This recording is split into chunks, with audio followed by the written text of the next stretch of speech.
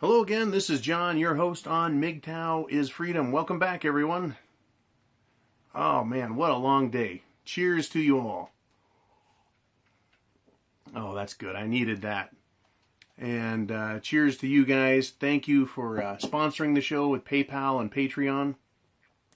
Every nickel goes to buying a better quality scotch and a better cigar. And I got to tell you, you guys have been spoiling me, and I enjoy it. Thank you. Wish I could sit down with everyone and have a drink and just shoot the shit, but it just doesn't work out that way. But we can enjoy it this way. So grab yourself your favorite drink. Pause the video, whatever it takes, and come back because I've got a great topic to discuss.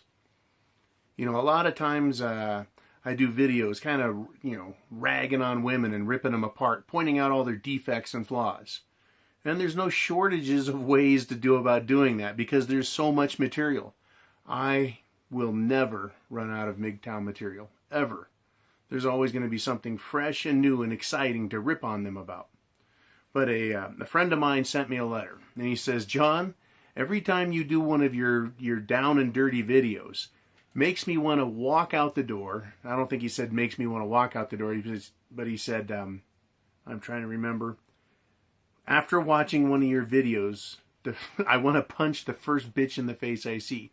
So I'm going to do my best to do, a lot of positive videos about what's going on that helps you in a positive way, right? Not just pointing out the negatives, not making people hate women just because they're women, and I don't hate them because they're women. I'm just recognizing them for the dangerous animals they are. But speaking of dangerous animals, and that's the topic of this video, as I grew up, I was born in the 70s, and there were a lot of hippie holdovers and leftovers, and what did those guys do? Well, they didn't like how the world was going, so what did they do about it? They held protests, they had marches, right? And they did boycotts.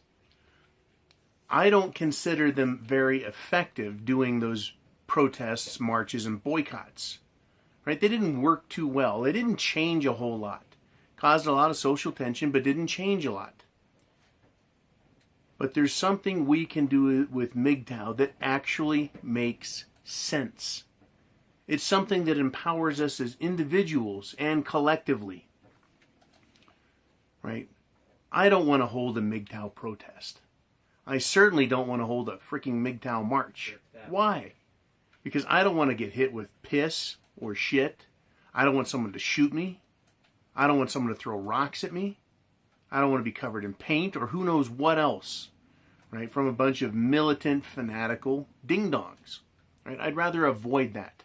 But there's something we can all do, whether you're an introvert or an extrovert, right?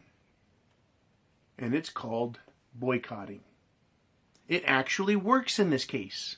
You protect yourself as an individual by boycotting the marriage process. Combined with social media, which is what this is right here, social internet media, we point out the perils of marriage. But the only action we can truly take that is meaningful is to boycott the system. And it is the boycott alone that gives us the biggest return on investment, right? In other words, you're not investing in someone else, so all the investment belongs to you. The boycott actually works. The boycott works individually and collectively. Look at the social system out there. Marriage is failing as an institution because of the legal and social engineering that's gone on. Right? The feminocracy on steroids has overrun men so badly that out of natural self-preservation, we've got to just boycott. As Nancy Reagan would have said, just say no. Right?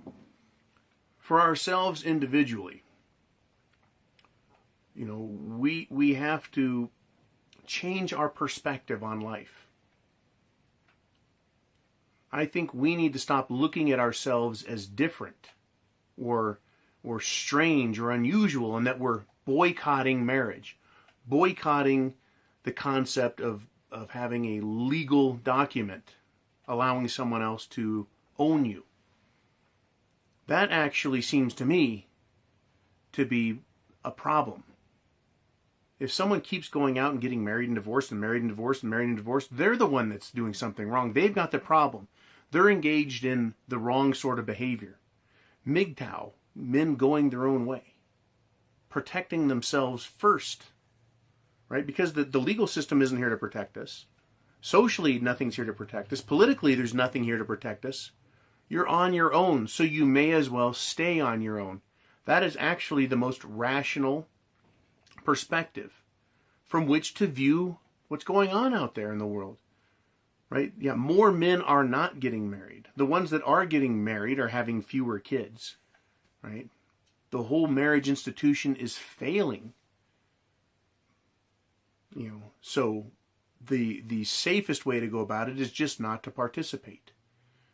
The more I think about this, the more I realize that this is the most powerful tool we have, coupled, of course, with the internet, social media, YouTube, Facebook, whatever it is you want to use. It allows you to reach out and speak to more people. This channel alone has 22,000 subscribers. Right? Other channels are a lot bigger. And we're talking about the same thing. The perils of marriage, but what can you do? Right? How do we change the system? Right? Because, frankly, I don't like the fact that marriage as an institution was destroyed. It was necessary. Maybe not for all men, but for some men who wanted families, right? It was necessary. But it was co-opted, it was taken, it was stolen, and so that has to be returned. I mean, even if you don't get married, you can still get nailed with common law marriage. A woman can find a number of ways to get pregnant and blame you.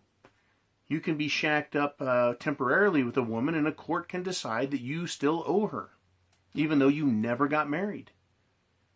Right? There's a number of ways that the legal system can continue to evolve to try and make men pay for what women do.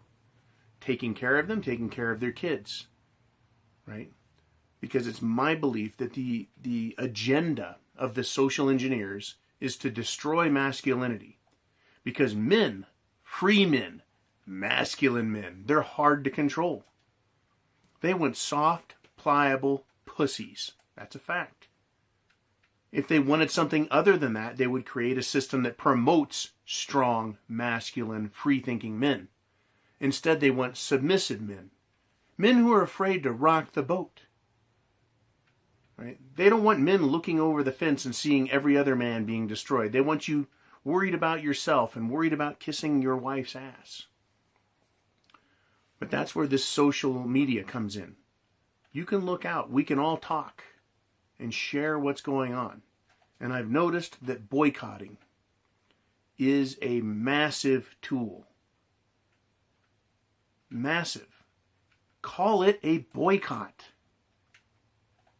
Seriously, what are you doing? What is Mgtow about? It's about boycotting a legal system that punishes men.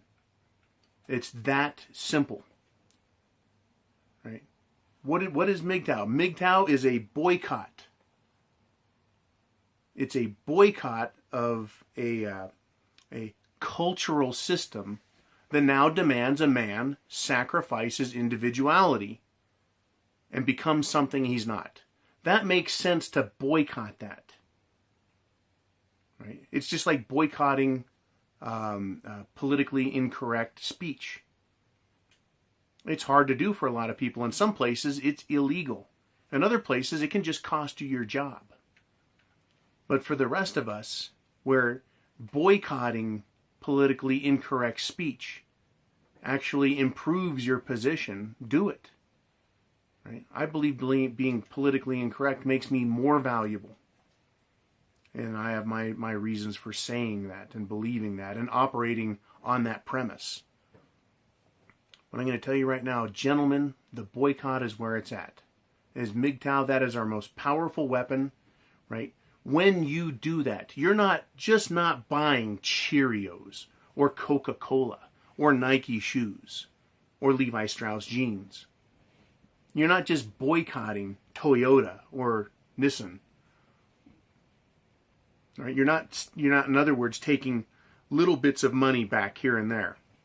When you boycott the feminocracy, when you boycott the quasi-cultural legal paradigm called marriage, when you boycott that, you save hundreds of thousands of dollars. You take that much, hundreds of thousands of dollars, out of the system of feminocracy, and you keep it in your pocket, and you spend it on masculinity. You invest it in masculinity. And you also free yourself up here. If we've got 95% men in this country who are pussy whipped, for lack of a better phrase, and they won't speak up, there's not a lot of appearance of masculinity. Really, there's no one acting like a man. There's no one doing it. 5%, it's almost invisible. But with Mgtow, by boycotting marriage, you retain your masculinity. You retain it in yourself. And because of that, we could end up with 10% masculine men. 15%. The stronger the boycott, the more men see it, the more apparent the distinction between marriage and pussy whipped, masculinity and freedom, right?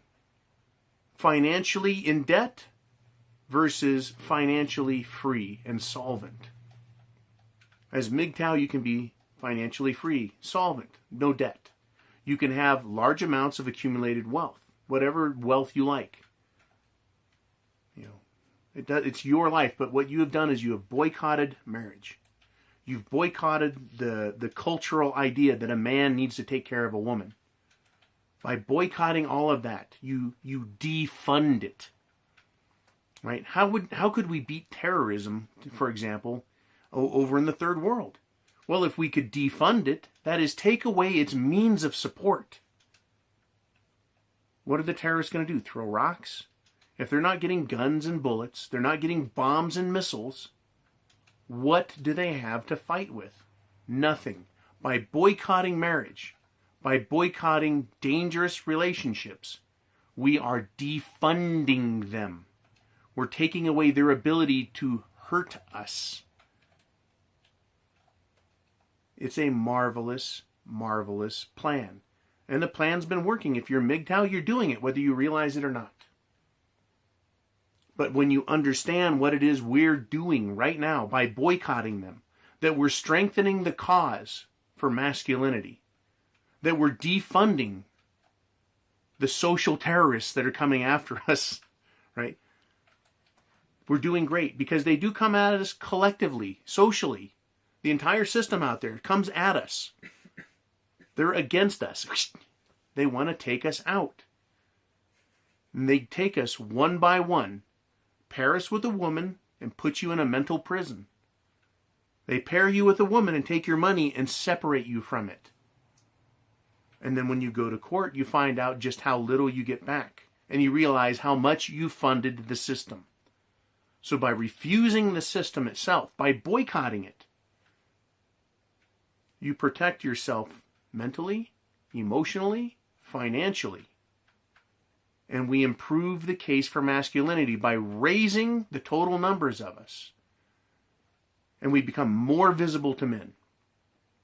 Even saying you shouldn't be married or you don't need to be married is probably politically incorrect, even though it may not be illegal, even in some of the most socially awkward cultures now that are popping up. Places in Canada and England where you can't speak your mind. A lot of places in Europe where you can't speak at all, hardly. Right? When saying a word becomes a crime. That feeds the notion, like these little Antifa fruitcakes, that say that words that offend them are a microaggression, the same as a physical assault. What we need to do is defund everybody. Defund them all. Out of the way. Women off to the side. Right? People who are getting in your way, trying to stop you from living freely, remove them from your life. Don't pay them money. Don't fund them. Let's do the opposite. Let's defund them. Let's boycott them. and masculinity will expand. It will grow, and men will see the benefits of it.